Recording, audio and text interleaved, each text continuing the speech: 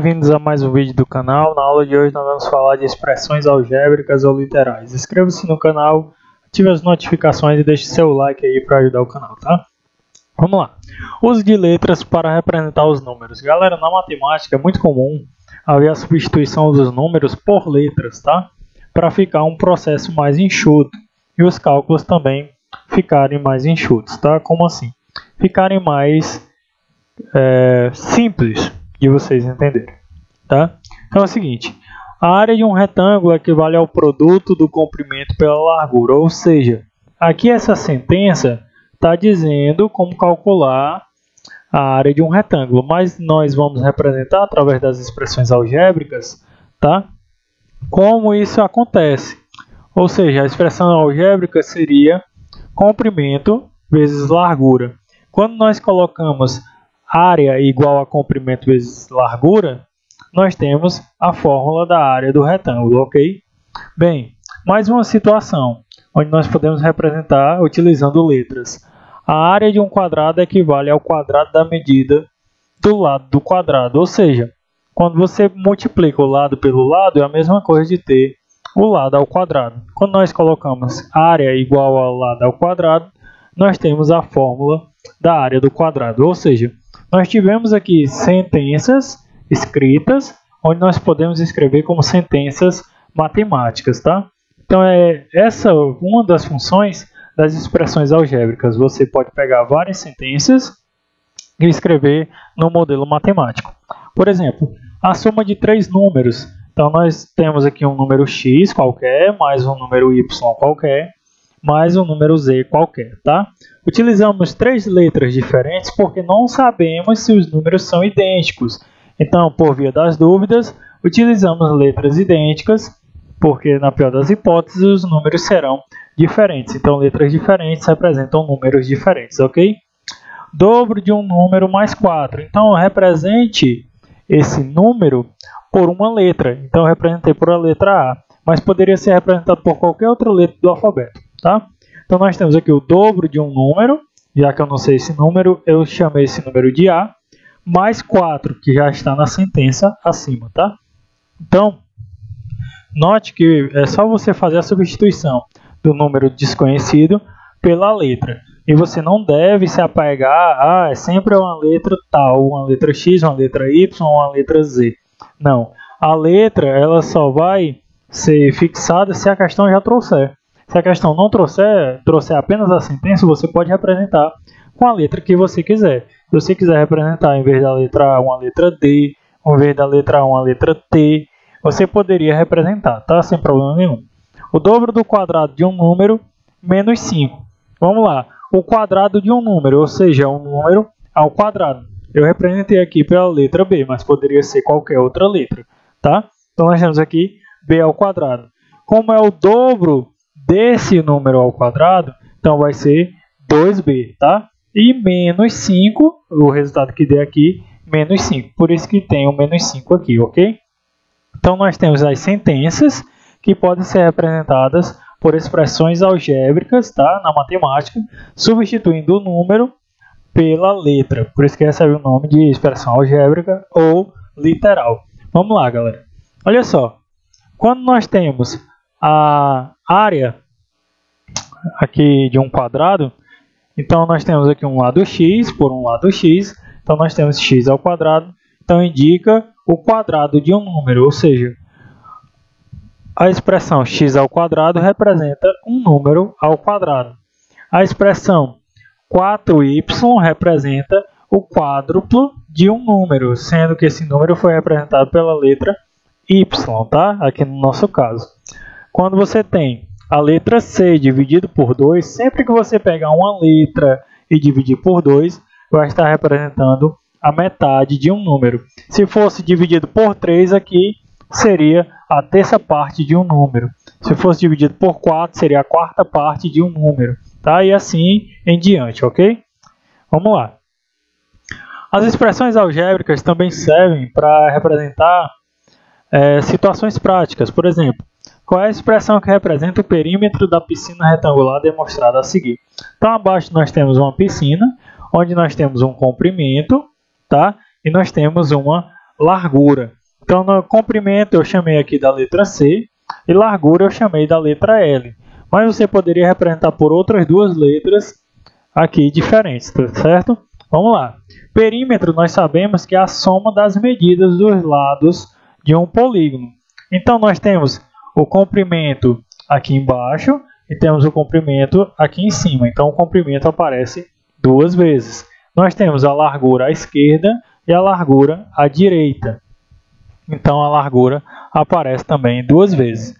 Então, nós temos comprimento duas vezes, então nós temos duas vezes o comprimento. Temos largura duas vezes, então temos duas vezes a largura. Ou seja, o perímetro da piscina é o dobro do comprimento mais o dobro da largura. Então, note que situações geométricas também podem utilizar as situações algébricas, tá? Então, nada impede você representar uma situação geométrica utilizando álgebra, beleza?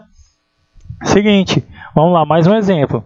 Aqui nós temos um retângulo onde o comprimento dele é 4x mais 1, tá? Então nós temos aqui o comprimento 4x mais 1 e a largura dele é 2x. Aqui na parte superior também será o comprimento 4x mais 1 e a largura aqui do lado esquerdo também será 2x. Então o comprimento é 4x mais 1 e a largura 2x, tá? Então, parecido com o exemplo anterior, nós temos o comprimento duas vezes. Então, por isso que tem 4x mais 1, depois 4x mais 1 de novo, que é a parte de baixo e a parte de cima aqui. A largura nós temos também duas vezes, a parte do lado direito e a parte do lado esquerdo, tá? Então, somando letra com letra, número com número, tá ok? Então, 4x mais 4x dá 8x, mais 2x, 10x, mais 2x, 12x, tá? E 1 mais 1, 2. Então, gente, só para deixar bem claro, você não pode somar, por exemplo, 4x mais 1 e colocar 5x, tá? Essa soma é errada. Você só pode somar 4x com 4x, com 2x, com 2x. O número 1 aqui, como ele não tem a variável, então você não pode somar com a parcela que tem variável, tá? Então, só variável com variável, número com número. Vamos lá. Aqui nós temos um triângulo aparentemente escaleno, ok? Então, nós fazemos aqui o seguinte, ele quer saber o perímetro. Note que nesse triângulo aqui as medidas possuem tamanhos diferentes, tá? Então, nós vamos colocar aqui apenas a soma. 3x menos 2, mais 2x mais 6, que está bem aqui, mais o x mais 8, que está bem aqui, tá? Novamente, somando apenas as variáveis primeiro, para depois somar os números. 3x mais 2x, nós temos 5x, mais 1x, nós temos 6x, tá? Então, 8 mais 6, 14, menos 2 aqui, ó, dá 12. Então, o perímetro desse triângulo é 6x menos 12, beleza? Seguinte, nós podemos ter uma situação cotidiana representando também, sendo representada por uma expressão algébrica. Então é o seguinte, para fazer um frete, Geraldo cobra uma taxa fixa de R$40, ok? Então essa taxa aqui ela não muda, beleza? Independente da distância do frete. Mais R$1,50 por quilômetro rodado. Então a cada quilômetro que ele rodar, ele vai cobrar R$1,50. Qual é a expressão que representa o valor que ele cobra para fazer um frete, tá? Que é a mesma coisa de carreta, num percurso de ida e volta de X quilômetros. Então, galera, P de preço é igual aos R$40 fixos. R$1,50 é representado por 1,5 aqui.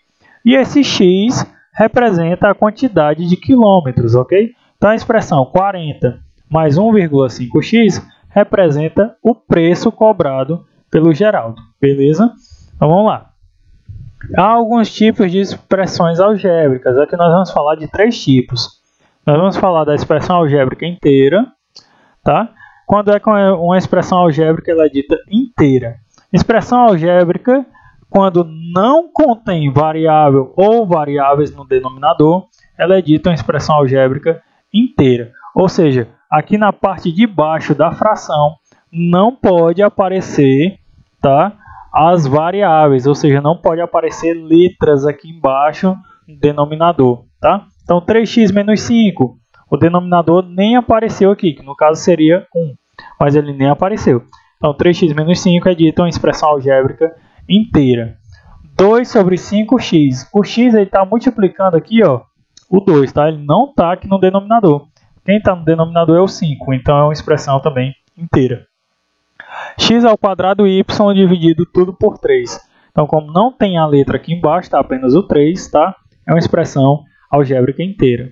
5a mais 4b, tudo sobre 7. Anote que aqui só tem o 7, não tem letra nenhuma aqui acompanhando ele. Então, é uma expressão algébrica inteira, tá? A expressão algébrica fracionada ou fracionária, quando a expressão algébrica contém a variável, tá? Então, agora tem que ter a variável para ser uma expressão algébrica fracionada, tá?